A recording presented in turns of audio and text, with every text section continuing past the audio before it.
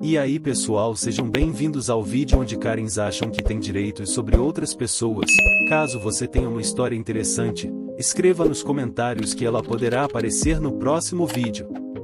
Acabei de ter que despejar meu colega de quarto. Há alguns dias, despejei meu colega de quarto.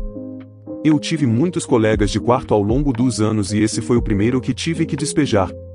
Nos conhecemos em meados de novembro. Eu havia colocado um anúncio procurando um novo colega de quarto depois que um colega de quarto anterior decidiu se mudar. Ele era um pouco estranho, mas parecia ser alguém com autismo, e tenho muitos amigos e parentes autistas, então não levei isso em consideração. Ele afirmava estar trabalhando em um emprego governamental bem remunerado na área de cuidados domiciliares.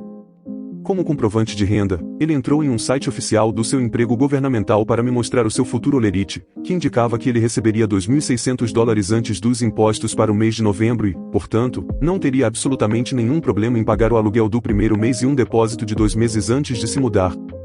Ele se mudou em 25 de novembro. De repente, ele não tinha ganhado tanto naquele mês devido a estar doente no mês anterior, então ele só pôde pagar o aluguel do primeiro mês e uma parte do depósito de um mês. Como eu permitia que os colegas de quarto me dessem metade do depósito na mudança e a outra metade posteriormente, dei a ele até o dia 25 de dezembro para me pagar o restante. Também tive que lembrá-lo várias vezes antes que ele me pagasse alguma coisa. Pouco depois de ele se mudar, fiz uma curta viagem para fora da cidade. Quando voltei, a namorada dele estava visitando. Antes de ele se mudar, discutimos especificamente se os parceiros podiam ficar. Eu disse que podiam, mas apenas ocasionalmente, não por longos períodos. Ela já havia ficado no apartamento por sei lá quanto tempo e ficou mais 6 dias depois que eu voltei para casa. Mais tarde, ela negaria ter ficado tanto tempo. Ele saía de casa para trabalhar e a deixava em casa com as chaves. Ela era como um quinto colega de quarto, somos 4 no apartamento. É um apartamento muito grande. No final da estadia da namorada dele, meu colega de quarto me pediu um pequeno empréstimo de $80. Ele prometeu que me pagaria de volta depois do fim de semana. Decidi usar essa oportunidade como uma forma de avaliar a confiabilidade e a confiabilidade dele. Ele não queria o dinheiro transferido eletronicamente, ele queria em dinheiro. Ele pediu meu número de telefone para enviar mensagens de texto, porém, para que houvesse um registro escrito. Eu presumi que fosse para que ele não precisasse esperar um dia adicional do banco, já que temos bancos diferentes. Ele era um pouco insistente e continuava me mandando mensagens de texto para me lembrar de sacar o dinheiro, o que me irritava um pouco. Eu saquei $80 para ele e dei a ele. Eu disse a ele para devolver em dinheiro para que eu não precisasse esperar mais um dia do banco. Na segunda-feira, ele prometeu que teria o dinheiro para mim assim que chegasse em casa do trabalho. Quando ele chegou em casa, não disse nada para mim. Eu tive que pedir o dinheiro a ele e ele me disse que tinha sacado, mas que havia sido roubado quase imediatamente e que não conseguia criar dinheiro do nada, um refrão favorito dele sempre que eu pedia o dinheiro que ele me devia. Eu não posso simplesmente estalar os dedos e criar dinheiro do nada. Eu disse a ele que ele havia me prometido me devolver o dinheiro naquele dia e para ele pedir emprestado a alguém, como seus pais ou sua namorada. Ele afirmou que sua namorada não tinha renda, mas ele pediria aos pais dele. Antes de se mudar, ele mencionou especificamente que os pais dele poderiam ajudá-lo a pagar o aluguel se ele tivesse problemas para pagá-lo. Eu perguntava a ele uma vez por dia nos próximos vários dias. Ele continuava me dizendo que não conseguia entrar em contato com os pais dele. Ele me disse que eles tinham a própria empresa e, portanto, estavam ocupados demais para atender ao telefone, apenas para voltar atrás minutos depois e me dizer que eles eram aposentados e, portanto, não tinham muito dinheiro sobrando para ajudá-lo financeiramente. Quando confrontado com sua mentira mais tarde, a namorada dele insistiria que ambas as coisas são verdadeiras. 4 ou 5 dias depois do dia em que ele deveria me pagar, ele finalmente me devolveu $50. Ele disse que era tudo o que ele havia conseguido juntar. Como era mais de 50% do valor devido, eu disse a ele que estava tudo bem, desde que ele me pagasse os $30 restantes, o aluguel de janeiro e o restante do depósito que ele me devia no dia 25 de dezembro. No final da estadia da namorada dele, eles foram juntos em um cruzeiro, presumivelmente pago por ele, já que ela não tem renda. Chegou o dia 25, e eu tive que lembrá-lo várias vezes novamente. Ele estava doente em casa e apenas descansava em seu quarto assistindo TV na sala de estar o dia todo. Assistir TV na sala de estar até tarde da noite é um passatempo favorito dele, mesmo quando não estava doente, tanto que eu estava começando a questionar se ele realmente trabalhava. Após 2 dias, ele finalmente me disse que não seria capaz de me pagar tudo o que devia. Ele disse que havia recebido um pouco mais de $450 em novembro porque estava doente. Questionei por que ele não recebeu pagamento por doença. Ele afirmou que esteve doente por menos de 14 dias e, portanto, não recebeu pagamento por doença. Isso simplesmente não é verdade. Na Suécia, se você está doente por 14 dias ou menos, recebe pagamento por doença do seu empregador. Se estiver doente por mais de 14 dias, recebe pagamento do seu sindicato de desemprego. Além disso, se ele esteve doente por menos de 14 dias, como ele recebeu apenas $450? E por que ele esteve tão doente por 2 meses a ponto de não poder me pagar integralmente, se esteve doente por menos de 14 dias no total? Novamente, ele me disse que não podia simplesmente estalar os dedos e fazer o dinheiro aparecer magicamente. Ele me pagou 80% do aluguel de dezembro. Eu disse a ele para pedir dinheiro aos pais e que eu precisava disso o mais rápido possível, e dei fortes indícios de que tomaria medidas caso contrário. Na véspera de Ano Novo, eu tinha tido bastante. Ele continuava me dizendo que não podia me dar mais dinheiro. Aparentemente, seus pais não eram apenas aposentados e tinham a própria empresa. De repente, o pai dele já havia emprestado $500 para pagar o aluguel do primeiro mês. Então, de acordo com ele mesmo, ele me pagou um pouco mais de $700 em aluguel e depósito ao longo de 2 meses de salário, apesar de supostamente trabalhar em tempo integral, embora também estivesse doente. Tentei ligar para ele, mas estranhamente o telefone dele estava inacessível. Se você liga, a chamada é imediatamente interrompida. Liguei para ele no Facebook e perguntei quando teria meu dinheiro. Ele afirmou que havia trabalhado 120 horas em dezembro e que receberia muito dinheiro até o dia 25 de janeiro. Eu disse a ele que estava lhe dando um aviso prévio de 2 meses, conforme estipulado no contrato de locação, esquecendo que o contrato também dizia que eu poderia expulsá-lo sem aviso prévio se ele atrasasse o pagamento por 14 dias ou mais. A lei determina 7 dias, mas eu dou contratos generosos aos meus colegas de quarto, mais que ele poderia ficar se me pagasse os $130 que ele me devia pelo aluguel de dezembro e pelo empréstimo em uma semana, além do aluguel de fevereiro integralmente e os $700 que ele ainda devia no depósito até o dia 25 de janeiro.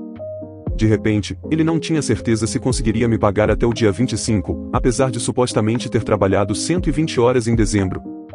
Ele tentou me convencer a dar prazo até o dia 25 de fevereiro. Eu não aceitei. Ao fundo, ouvi a namorada dele rosnar: se ele não desligar imediatamente, eu vou. De uma maneira muito ameaçadora. Eventualmente, cedi e disse a ele que ele tinha até o dia 25 para me pagar tudo o que me devia até o momento, mais o aluguel de fevereiro, suspeitando que ele não seria capaz, mas eu tinha que dar o aviso prévio por lei. Tentei verificar minha cópia do contrato para ver se havia alguma maneira de contornar o aviso, mas estava desaparecido. Suspeito que ele tenha roubado. Ele desligou depois de dizer que eu tinha arruinado o Réveillon deles. No dia seguinte, ele trouxe sua namorada para passar a noite, já que eles pegariam um trem cedo juntos para passar uma semana com os pais dele. Eles passaram a noite inteira assistindo TV com o volume irritantemente alto, rindo e falando muito alto na sala de estar. Eles também gritaram um com o outro várias vezes. Eu não conseguia ouvir do que se tratava, mas aparentemente, de acordo com outro colega de quarto, eles não estavam brigando, apenas gritando para serem ouvidos quando um deles ia para a cozinha. Um dos outros colegas de quarto não estava em casa, mas o quarto do terceiro colega de quarto fica diretamente atrás da TV. Ele decidiu confrontar o colega de quarto problemático no dia seguinte para não constrangê-lo na frente da namorada. Eu decidi fazer o mesmo, sem saber ainda que eles partiriam para uma viagem pela manhã. Pela manhã, eles saíram para a viagem. No dia seguinte, o terceiro colega de quarto voltou para casa e tivemos uma reunião, nós 3 restantes, para discutir o colega de quarto problemático. Descobri muitos problemas que ninguém havia me contado até agora. Desde que se mudou, o problema teve um enorme problema em limpar depois de si mesmo. Ele deixava a louça suja na pia, às vezes nas 2 pias, por horas a fio e frequentemente precisava ser lembrado de lavá-las antes de usá-las novamente. Quando a namorada dele ficou uma semana aqui, tive que lembrá-los repetidamente de lavar a louça e mesmo assim eles não fizeram. Quando bati na porta dele e disse para lavar a louça tarde da noite, e eles não estavam dormindo, ainda estavam conversando, ele afirmou que estavam com muito sono e que fariam isso de manhã. Relutantemente, aceitei e, por algum motivo, ele lavou a louça logo depois em vez de esperar até de manhã. A versão dele de lavar a louça era simplesmente colocar tudo na máquina de lavar louça. Eu disse a ele para não colocar as minhas facas de chefe favoritas na máquina de lavar louça e para lavá-las e secá-las imediatamente após o uso para evitar erosão, mas ele continuava colocando-as na máquina de lavar louça. Eu disse a ele para não colocar panelas antiaderentes lá, nem itens dos quais temos poucos, como espátulas, porque muitas vezes levamos vários dias para encher a máquina de lavar louça. Ele continuava colocando esses itens lá de qualquer maneira. Nunca o vi esvaziar a máquina de lavar louça, mesmo sendo a pessoa que mais a utiliza, nem secar a louça. Ele também é péssimo em limpar o fogão ou as bancadas após usá-los, deixando-os gordurosos e sujos, como quando ele saiu após o ano novo, fazendo com que outro colega de quarto tivesse que cuidar disso. Ele morou conosco por quase 1 mês e meio e ainda era incapaz de limpar depois de si mesmo. Pouco depois de se mudar, ele encheu a pia do banheiro e deixou sua barba de molho nela por vários dias, apesar de ser lembrado várias vezes para cuidar disso. Quando ele finalmente cuidou disso, ele colocou no pequeno escorredor de louças no mesmo banheiro e não o removeu por mais alguns dias. Ele rotineiramente usa minhas pinças sem pedir ou sequer as coloca de volta. Quando ele saiu para visitar os pais, elas estavam na mesa de café. Uma vez antes, elas foram deixadas em cima da pia do banheiro e bem abaixo do armário de remédios onde eu as guardo. Naquela noite, eles ficaram acordados a noite toda assistindo TV e mantendo tanto eu quanto outro colega de quarto acordados. Eles foram até a despensa, onde cada um de nós tem nossas próprias prateleiras pessoais e onde nada é compartilhado, e abriram um pacote fechado de café e beberam mais da metade dele. Além disso, deixaram a máquina de café ligada a noite toda. Eu desliguei uma vez quando fui beber água e o outro colega de quarto desligou novamente de manhã. E eles também não a limparam. A pia e a tampa do assento do vaso sanitário estavam com manchas amarelas suspeitas. Meus outros colegas de quarto suspeitam que ele tenha urinado na pia. Eu tinha tido bastante. Consegui encontrar o contrato no meu computador e pesquisei as leis relacionadas a inquilinos e até entrei em contato com 2 advogados diferentes que lidam com direito imobiliário para consultas gratuitas e encontrei uma solução. Devido à falta de pagamento e má conduta, eu não precisava dar a ele nenhum aviso prévio, eu poderia expulsá-lo imediatamente. Eu o liguei, mas como de costume, o telefone dele estava inacessível. Agora suspeito que possa ter sido desligado por falta de pagamento. Mais uma vez, tive que ligar para ele pelo Facebook Messenger. Ele desligou alegando que não podia atender minha ligação no momento e pediu para eu escrever no chat. Então eu escrevi. Primeiro, perguntei astutamente quando ele estaria de volta, e ele voltará no domingo, para que eu pudesse saber. Em seguida, disse a ele que, a partir de agora, o contrato de locação estava anulado e que quando ele voltasse no domingo, deveria fazer as malas e se mudar. Escrevi uma mensagem muito longa e detalhada explicando por que eu tinha o direito legal de fazer isso e listando todas as suas condutas inadequadas. Ele tentou discutir comigo pelo chat. Pouco depois, recebi uma ligação de um número desconhecido. Era o telefone da namorada dele, porque o dele provavelmente está desligado, lembra? E estava no viva voz, e ambos passaram a maior parte de 1 hora gritando comigo, inventando desculpas ruins ou me contando mentiras descaradas. A louça suja? Nem sempre era ele. Foram os outros. Eu estava lá, vi você usá-las e deixá-las sujas. Aliás, nas 2 vezes em que você saiu, você deixou louça e o lixo na mesa de café. Ele ia me dar todo o meu dinheiro no dia 25. Não, ele não pode pedir dinheiro aos pais. Eles já deram a ele $500. Sim, eles realmente têm a própria empresa, são aposentados e muito pobres para emprestar mais dinheiro a ele. Ah, o café. Eles acharam que era um café comunitário porque outro dia mencionei que ia comprar algumas coisas comunitárias para a casa e que ele teria que pagar a parte dele quando recebesse dinheiro no dia 25. Eu mencionei especificamente detergente para lavar louça, sabonete líquido e papel higiênico. E a despensa não é de forma alguma comunitária, e ele sabe disso. Quando mostrei a ele, descrevi especificamente como uma despensa onde cada um de nós tem nossas próprias prateleiras pessoais. Ela alega que não estava me ameaçando no ano novo. Não, ela estava falando com ele, ameaçando ele. Ela afirma que o que ele disse para mim foi que eu arruinei a véspera de ano novo deles, o que é falso, já que ela nunca me dirigiu a palavra diretamente durante aquela ligação e eu não me lembro dela ter dito isso. Eles continuaram me insultando e gritando comigo. Eu perguntei por que eles estavam fazendo isso. Eles realmente acham que vou revogar a expulsão se eles continuarem gritando e me insultando? Ela perguntou se eu realmente achava que ele queria ficar depois de tudo isso. Eu disse que ótimo então, ele não tem problemas em se mudar. Eles imediatamente tentaram me convencer a permitir que ele ficasse. Ela então disse que iria me processar e me denunciar para a polícia. Por quê? Eu perguntei. Por fazê-la se sentir mal. Eu apontei que isso não é passível de ação legal e que ela foi quem me ligou e começou a gritar comigo. Ela então mudou para me acusar falsamente de tê-la ameaçado. Ele disse que eu não poderia expulsá-lo, ele ficaria sem teto. Ele queria uma semana para encontrar outro lugar para ficar. Eu disse a ele para pagar um Airbnb ou morar com a namorada dele, que se ela o ama, ela fará isso.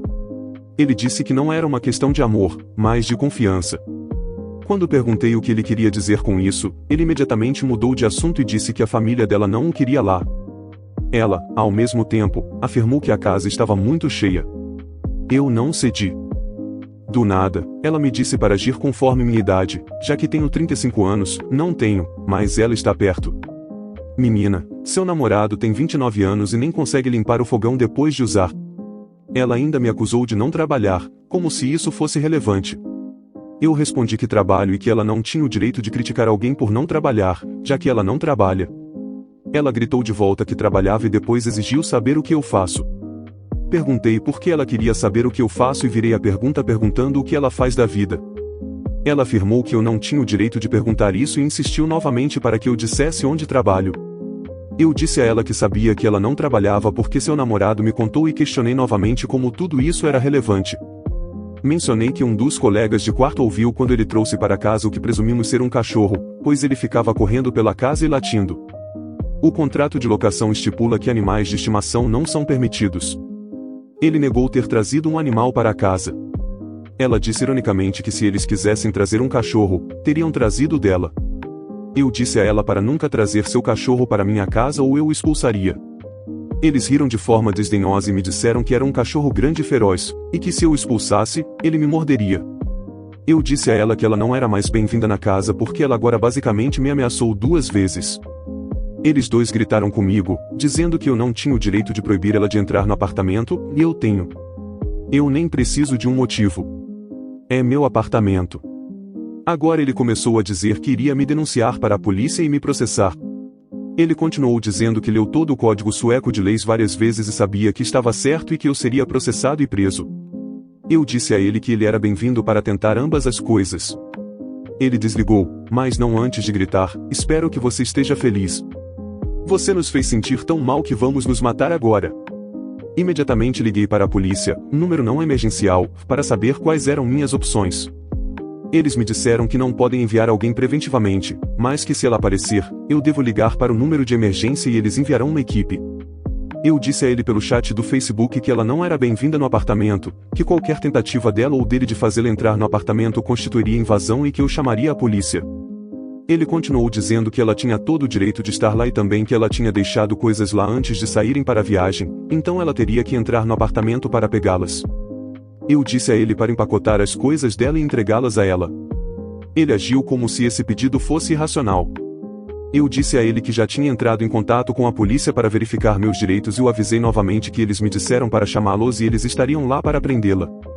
Então ele me disse que eu estava me contradizendo, porque como eu poderia saber se ela iria entrar no meu apartamento, já que eles voltariam mais cedo no sábado à noite, um domingo. Em primeiro lugar, como isso é se contradizer? Em segundo lugar, obrigado por revelar isso, seu idiota. Agora eu sei que tenho que ficar acordado até tarde.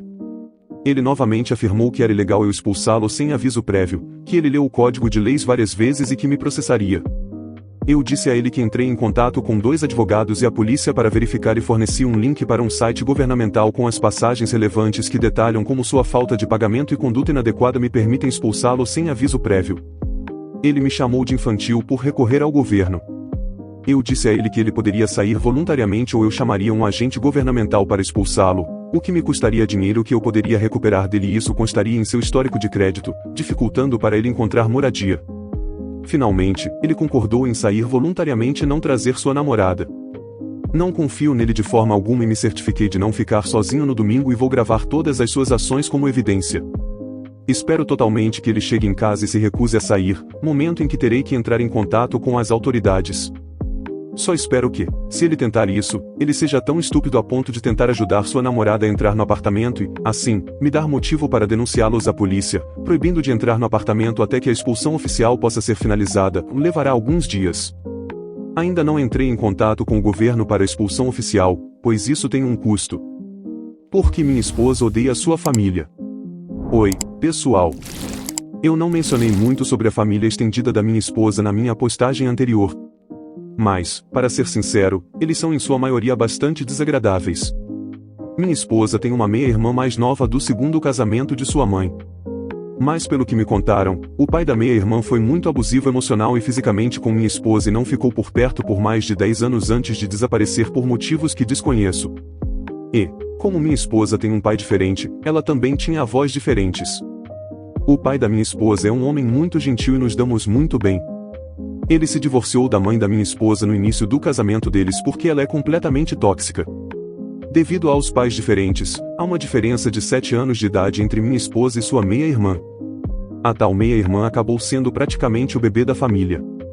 E eles prestaram pouca atenção à minha esposa assim que a Sil nasceu. Então, minha esposa decidiu morar com seu pai em tempo integral em algum momento de sua adolescência. E sua mãe fez um escândalo sobre isso porque sem ela, ela não recebia mais pensão alimentícia. Aquela mulher também tem sido nada além de rude e sarcástica comigo desde que nos conhecemos. Acredito que seja principalmente porque não sou rico, já que ela disse abertamente que minha esposa poderia arrumar alguém melhor. Eu tenho um salário anual decente, cubro minhas despesas muito bem, tenho minha própria casa e agora uma família maravilhosa. A Sil, como eu disse na primeira postagem, era filha de ouro. Ela foi criada de forma bastante estereotipada. Nunca foi responsabilizada por nada. Nunca precisou se sustentar financeiramente. Se metia em todo tipo de confusão porque era mimada. Você pode imaginar que ela era quase uma encarnação de Veruca Salt, sem o pai rico que a mimava. E quando ela me conheceu pela primeira vez, houve um período bastante desconfortável e desagradável antes de ela conhecer o pai de seu filho. Por volta dos 18 anos da irmã da minha esposa, ela começou a nos visitar com mais frequência. E também começou a pedir para passar a noite nos finais de semana. Deixei essa decisão para minha esposa, e ela permitiu porque esperava que isso ajudasse ela e sua irmã a se aproximarem como irmãs. Mas ao longo do tempo, percebi que a Sil estava se aproximando de mim. Ela começou a se vestir com roupas mais provocantes e me elogiava muito. Ela adorava beliscar meus braços e dizia que eu parecia um Ken com músculos. Então, um dia, ela realmente tentou colocar a mão na minha virilha. Aquela foi a gota d'água e eu disse para ela ir embora. Ela disse que eu não sabia o que estava perdendo antes que minha esposa a confrontasse e elas tivessem uma grande briga. A Sil disse que minha esposa não merecia um homem como eu antes de sair furiosa. Acho que a Sil me achava atraente e pensava que poderia me afastar da minha esposa, ou talvez ela só quisesse me provocar. Não sei ao certo. Mas sei que nunca permitiria que algo assim acontecesse. Eu amo minha esposa profundamente. Ela é uma mulher positivamente radiante que sabe como me fazer sorrir todos os dias. Nunca poderia ser infiel a ela. Mas a Sil não desistiu. Ela envolveu sua prima nas coisas e continuou nos assediando. A Sil flertava descaradamente comigo em várias ocasiões sempre que visitávamos a sogra nos próximos anos. Ela até começou a envolver a prima, e juntas elas realmente se uniram contra mim em uma festa de Halloween da família. Ambas estavam vestidas com trajes de cosplay de orelhas de animais provocantes e realmente propuseram que subíssemos juntos para fazer um homenagem atroz. Eu não apenas recusei, mas disse que ambas precisavam encontrar alguns rapazes solteiros da idade delas. E imediatamente contei à minha esposa o que aconteceu. Ela as repreendeu na frente de todos no evento. Mas a sogra ficou do lado de sua filha adorada e conseguiu que vários outros parentes a apoiassem, afirmando que eu estava mentindo para causar problemas. Então nós simplesmente saímos para evitar mais drama. Por volta do aniversário de 21 anos da Sil, a sogra nos ligou furiosa porque perdemos o aniversário e nem mesmo enviamos um presente. E aparentemente a Sil estava chorando por isso. Eu disse que não me sentia confortável perto da Sil porque ela tentou me seduzir várias vezes. E minha esposa disse que não era minha escolha, mas dela, enviar ou não um presente. E ela não queria enviar por causa do que a Sil fez. E a sogra nem mesmo a repreendeu por isso. A sogra chamou isso de hormônios jovens e disse que a família não deveria ser tão cruel uns com os outros. Houve outra grande briga entre a sogra e minha esposa, e ficamos com pouco contato com a maior parte da família por um tempo. Então, 2 anos atrás, a avó da minha esposa faleceu. Ela deixou a maior parte do que tinha para seu filho, meu sogro. Mas entre as coisas que minha esposa recebeu estavam todas as joias dela. Eram todas joias antigas e vintage que eram passadas apenas para as mulheres da família há anos. E nós fizemos uma avaliação da coleção, que foi avaliada como um todo em vários milhares de dólares, porque as joias não eram apenas vintage, mas algumas tinham cerca de 200 anos. Decidimos que era melhor manter as joias trancadas na caixa de joias da avó, que por si só também é uma valiosa peça antiga feita à mão. Pensamos que isso era tudo. Mas nem tudo estava bem com a sogra e a Sil. Ambas compareceram à leitura do testamento da avó da minha esposa. E a sogra ficou chocada por não ter recebido nada. Ainda mais depois de descobrir que minha esposa ficou com as joias. A avó da minha esposa não tinha nenhum relacionamento com a Sil, e mal tinha um com a sogra. Então, a Sil nem sequer foi mencionada no testamento. A sogra ameaçou nos levar aos tribunais e contestar o testamento. Mas nunca fez isso. Em vez disso, ela tentou ser mais agradável conosco. E minha esposa decidiu dar a eles uma última chance e permitiu que entrassem em nossa casa novamente. Mas assim que viramos as costas, eles tentaram levar as joias e todo o seu conteúdo. Eu saí para pegar comida que havíamos encomendado para o jantar, e minha esposa estava distraída com a sogra. A Sil fingiu que iria ao banheiro e vasculhou a penteadeira da minha esposa. Mas eu peguei a Sil do lado de fora por pura coincidência quando cheguei na garagem porque não demorei tanto quanto eles esperavam. Assim que meus faróis iluminaram, ela deixou a caixa cair no chão antes de entrar no carro da sogra e se trancar dentro dele. Minha esposa e a sogra saíram correndo quando me ouviram xingando. Minha esposa viu a caixa de joias quebrada e surtou. A sogra percebeu que ela e a Sil foram pegas e teve um acesso de raiva por acreditar que minha esposa não merecia as joias. Eu me coloquei entre elas e a sogra me bateu algumas vezes, até desferir alguns arranhões que me fizeram sangrar. Mas ela foi embora antes que pudéssemos dizer mais alguma coisa, assim que minha esposa disse que ia chamar a polícia. Deixamos as provas intocadas no chão e chamamos a polícia. A sogra e a Sil foram presas. Mas basicamente receberam apenas uma advertência com serviço comunitário e uma multa. A caixa de joias ficou muito danificada. Ela tinha uma longa rachadura que começava em um canto e ia até o topo, e uma das dobradiças de latão quebrou. Eu a levei para alguém que restaura objetos antigos e custou centenas de dólares para restaurá-la. Fui ver a sogra e disse que ela e a Sil pagariam pelos reparos na caixa ou as processaríamos por isso. A sogra me disse que isso não aconteceria até que mencionei o fato de ainda termos provas documentadas da polícia de que a Sil tentou roubar a caixa, e eu também poderia processar a sogra por agressão contra mim. Ela me escreveu um cheque para cobrir os danos imediatamente e me mandou embora. Eu disse que o cheque melhor não voltasse ou tivesse um bloqueio de pagamento, ou eu não teria nenhum problema em levá-la e a Sil aos tribunais. Felizmente, o cheque foi compensado sem problemas. Recuperamos a caixa de joias, que ficou ainda melhor do que antes. Mas decidimos que as joias não estavam seguras em nossa casa e as colocamos em uma caixa de depósito seguro, onde permanecem até hoje. Esse incidente também nos fez decidir que nossa casa precisava de câmeras de segurança. E desde então, instalamos algumas. Em seguida, a partir do meu primeiro post, todos vocês sabem o que a Sil fez ao copiar o nome que minha esposa e eu escolhemos para o bebê, que também era o nome do meu avô. Então, vocês podem ler como isso aconteceu. O que não mencionei naquela postagem foi o quanto os outros parentes da minha esposa que apoiaram a Sil nos fizeram passar. Especialmente a sogra e a prima da Sil. A sogra ligava e mandava mensagens repetidamente de vários números diferentes exigindo que mudássemos o nome do nosso filho, antes e depois dele nascer. Nós nunca sequer demos ouvidos a ela. E a prima nos assediava várias vezes online. Acabei mencionando o momento em que a Sil e sua prima me encurralaram e tentaram me seduzir, e então a prima me bloqueou no Facebook quando mais pessoas começaram a questionar nós dois sobre isso, já que a sogra tinha controlado bem a situação na época. Vários boatos falsos foram espalhados sobre nós e a família da minha esposa acabou dividida. E ainda está dividida por causa disso. Mas a sogra, a Sil, a prima da Sil e alguns outros familiares próximos a elas estavam totalmente do lado delas. Elas acreditavam que não importava de onde a Sil tirou o nome para o bebê dela. Aquele nome era dela agora e nós deveríamos deixar pra lá. Eu respondi que não havia nada para deixar pra lá. A Sil copiou o nome que tínhamos escolhido e nós ainda usamos porque era o nome do meu avô. Não estávamos pedindo para a Sil mudar o nome do filho dela. Apenas não iríamos mudar o nome do nosso filho porque ela copiou. E como não iríamos mais nos relacionar com eles, as duas crianças seriam completas estranhas uma para a outra de qualquer maneira. Os boatos falsos espalhados sobre mim e minha esposa foram bastante graves. Sobre mim, a Sil tentou afirmar que eu secretamente só me interessava por mulheres mais jovens e que eu deixaria minha esposa assim que ela completasse 40 anos. E ela também tentou dizer que meu filho não é realmente meu e afirmou que minha esposa teve um caso porque eu não a engravidava. Eu nunca pedi a ela para fazer isso porque nunca acreditei neles, mas minha esposa fez um teste de DNA apenas para provar a eles que eu sou o pai do nosso filho. Depois disso, os boatos diminuíram e eventualmente pararam.